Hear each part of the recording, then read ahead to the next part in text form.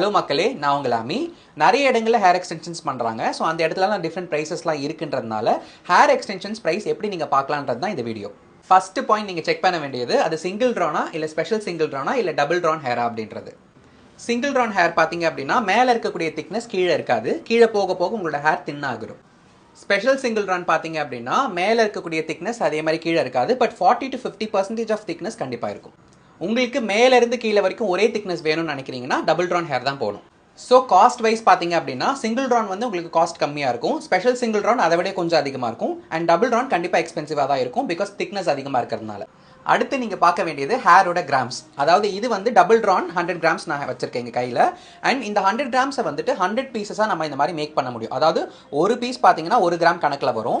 So இந்த 100 grams ஹேரை வந்து இந்த மாதிரி 1 கிராம் கணக்கில் நீங்கள் 100 பீஸாகவும் பண்ணலாம், இல்லைனா இதே ரெண்டாக டிவைட் பண்ணி கூட நீங்கள் 150 பீசஸாக மாற்றிக்கலாம், இல்லை இதுலேருந்து இன்னும் திக்னஸ் கம்மி பண்ணி கூட நீங்கள் 200 பீசஸாக மாற்றிக்கலாம். அதாவது இதே 100 கிராம்ஸை எத்தனை பீசஸாக வேணால் கூட நம்ம கன்வெர்ட் பண்ணிக்க முடியும்.